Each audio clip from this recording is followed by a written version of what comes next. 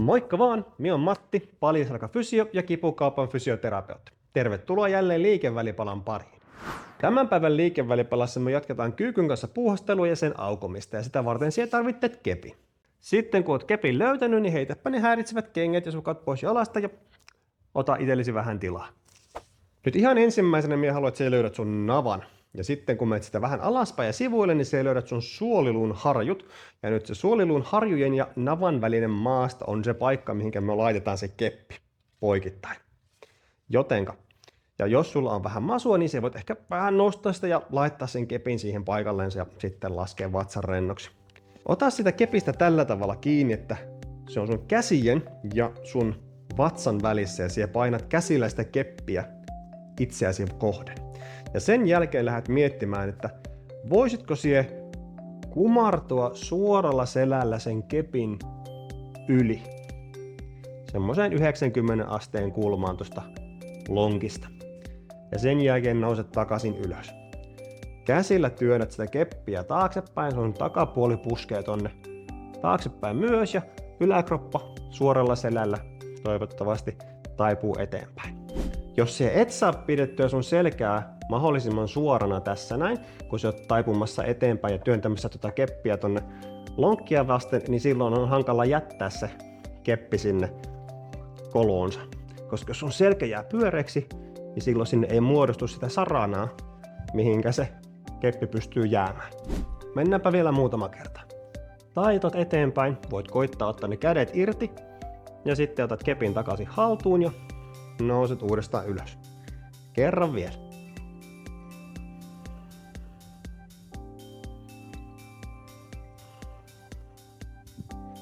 Seuraava etappi olisi sitten tehdä se ihan sama juttu.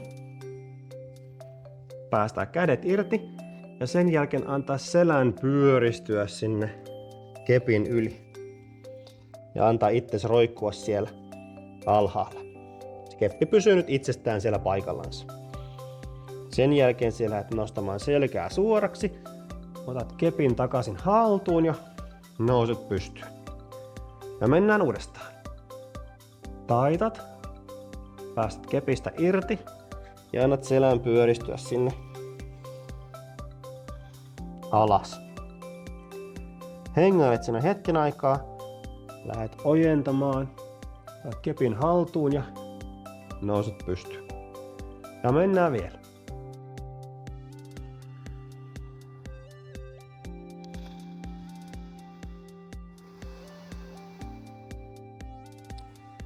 Ojennus, keppi haltuun, seisomaan. 2 viimeistä.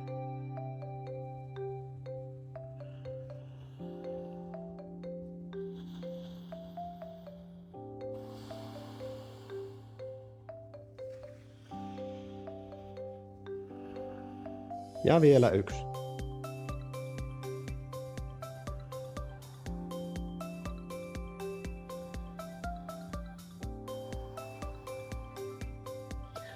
Ja ojennat.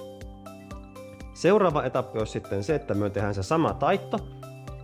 Päästään kepistä irti. Annetaan selän pyöristyä alas. Ja sitten me lähdetään viemään polvia koukkuun tonne eteenpäin. Takapuoli lähtee menemään alaspäin. Ja me päästään menemään sinne kyykkyyn päin. Ja nyt minä haluan, että sä yrität mennä niin syvälle sinne kyykkyyn, kun on mahdollista nyt näillä asetuksilla ja mahdollisilla rajoituksilla myös, mitä se keppi aiheuttaa sinne.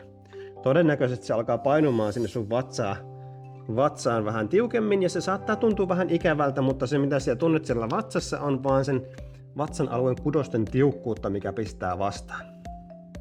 Ja nyt tämä kepin kanssa kyykyssä hengailu purkaa niitä kireyksiä sieltä vatsan alueelta. Kun täältä päästään sitten menemään ylöspäin, niin takapuoli menee ylös ja pää menee alas.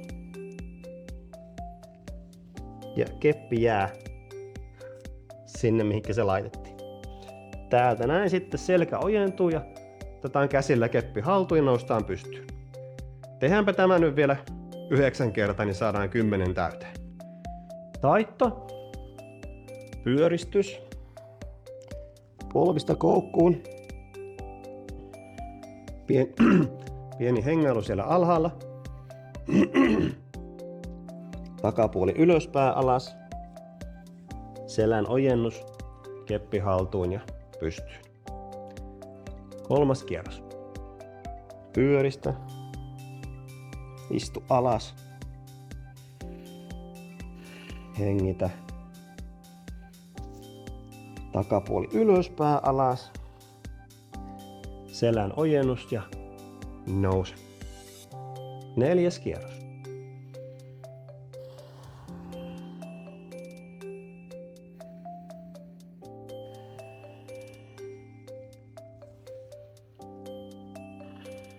Viides.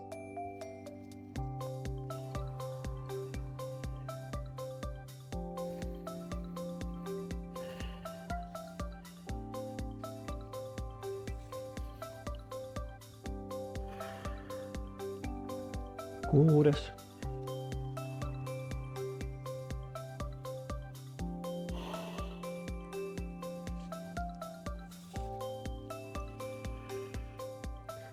Seitsemäs.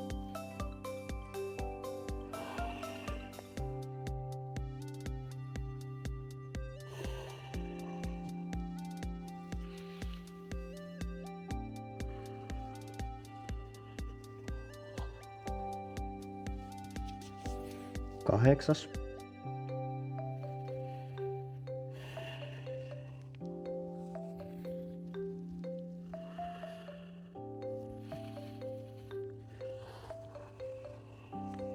Yhdeksäs.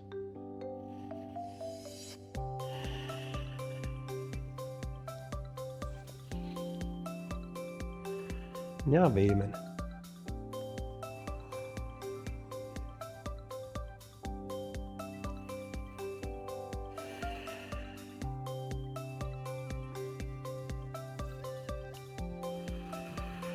Sitten jos sä saat juonen päästä kiinni, niin sä voit tehdä sitä liikettä ilman niitä pysähdyksiä.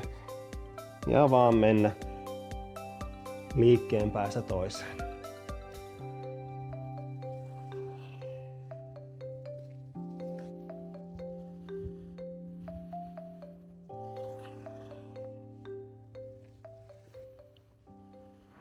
Tämän päivän liikevälipala oli nyt tässä. Toivottavasti maistui. Kirjoittelepa tuohon kommenttikentän, että miltä tämä tuntui siellä sinun kehossa ja saisiko kenties jonkinlaisia uusia oivalluksia. Mikäli sä haluat jatkossakin saada lisää tietoa paljasjalkakengistä, paljasjalkailusta, kehon luonnollisesta liikkeestä, sen terveydestä, hyvinvoinnista ja siitä, miten kehittää sitä helposti ja yksinkertaisesti, niin tykkää tästä videosta, tilaa meidän kanava ja muista painaa sitä pientä kelloa, niin saat muistutuksen aina, kun meiltä tulee uusi video ulos. Kaikki aikaisemmat liikevälipalat siellä löydät tuosta linkistä ja me nähdään sinun kanssa seuraavan kerran seuraavassa videossa. Siihen saakka, moi vaan!